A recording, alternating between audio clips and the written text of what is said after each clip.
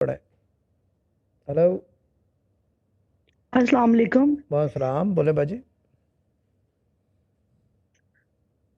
शाह साहब, मैं कल्ब जाहिद बात कर रही हूँ। हाँ बोले बाजी, खैरियत तो है। यहाँ कहाँ आ गए बीच में रश में?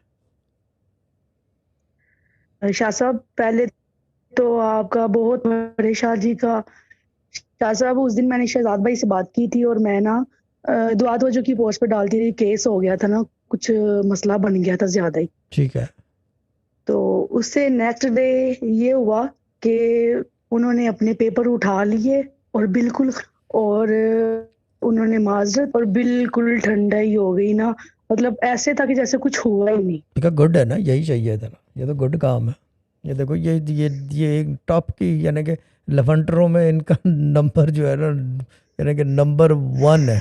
ठीक है ना। और ये सारे काम बगैर पढ़े हुए करवा रही हैं। गुड है बाजी, आप जैसे लोग ही चाहिए मुझे। ठीक है ना।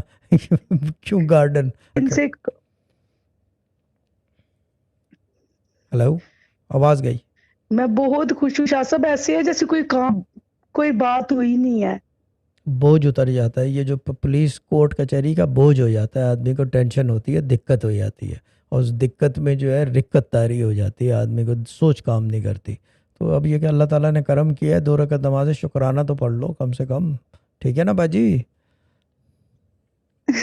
ठीक है।